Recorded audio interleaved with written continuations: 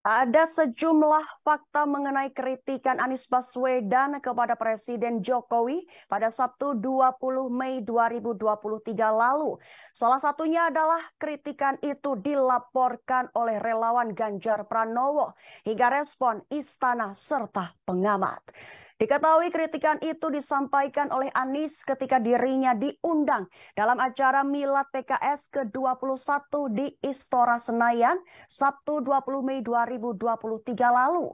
Isinya ia menyinggung pembangunan jalan hingga penegakan hukum era Jokowi. Anies membandingkan keberhasilan pembangunan jalan nasional di era Presiden Susilo Bambang Yudhoyono dengan era Presiden Jokowi. Pidato itu pun lantas menuai pro dan kontra dari sejumlah pihak. Beberapa pengamat menilai komunikasi politik Anies saat itu merupakan sebuah upaya menunjukkan bahwa ia merupakan sosok antitesa Jokowi yang diusung oleh partai non-pemerintah atau oposisi. Fakta pertama, kritikan Anies itu mendapatkan sentimen negatif dari relawan Ganjar Pranowo Center atau GP Center.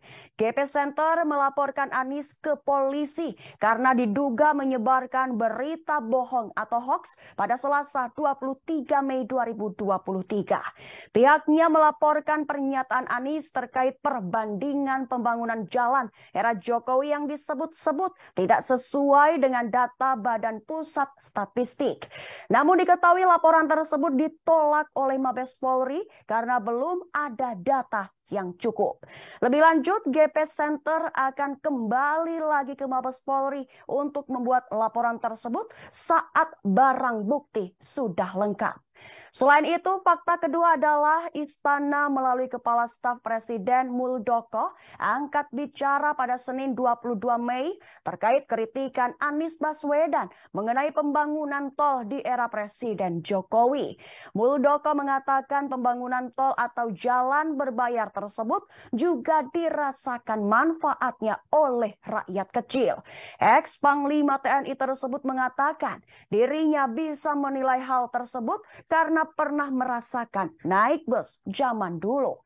Kemudian fakta ketiga adalah pengamat psikologi politik UNS Moh Abdul Hakim menilai langkah Anies pada Kamis 25 Mei yaitu memiliki potensi dampak positif sekaligus negatif bagi dirinya sendiri. Hakim menuturkan apabila kritikan dilontarkan Anies bisa meyakinkan masyarakat dan dapat dipertanggungjawabkan. Hal itu dinilai bisa memberi keuntungan bagi Anies. Anies memiliki peluang untuk mengonsolidasikan basis pemilih loyal yang akan mendukungnya di Pilpres 2024 mendatang. Anies bisa meraup suara dari para antitesa pemerintahan Jokowi. Di sisi lain, langkah Anies mengkritik pemerintahan Jokowi juga dinilai memiliki resiko yang tinggi. Menurutnya, langkah itu berpotensi menjadi bumerang yang bisa menggradasi kredibilitas politik Anies sendiri. Menurut Hakim, langkah Anies itu adalah pertaruhan yang besar sebab memiliki potensi untung rugi yang dinilai tidak pasti.